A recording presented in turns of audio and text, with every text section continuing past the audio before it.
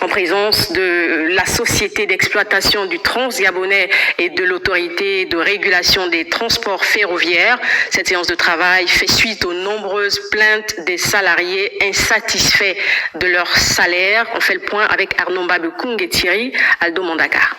Ces 5 entreprises du consortium Segas Rail, sous-traitant de la société d'exploitation du Transgabonais, ont été convoquées par le ministre des Transports, Loïc Ndingamoudouma.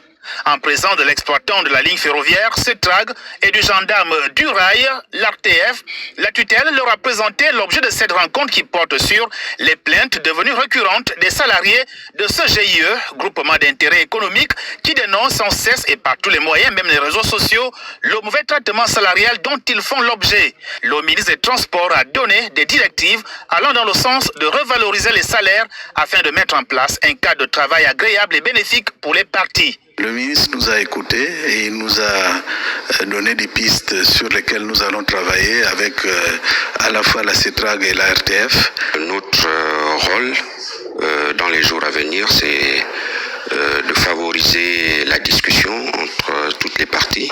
Bien qu'aucun grief n'a été décelé contre lui, dans ce partenariat qui lie les contractants, le principal acteur du ferroviaire gabonais se montre toujours disponible à accompagner ses opérateurs. Dans ces 24 gars, nous disposons à peu près de 650 voire 700 logements en état.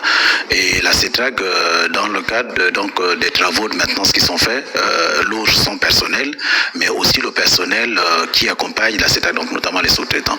Parmi les pistes de solutions, on note entre autres l'harmonisation des grilles salariales et la possibilité de sortir les travaux ferroviaires de la convention collective qui régit le BTP, ce qui permettrait pourquoi pas de mettre en place une grille salariale spéciale pour les travailleurs du secteur rail.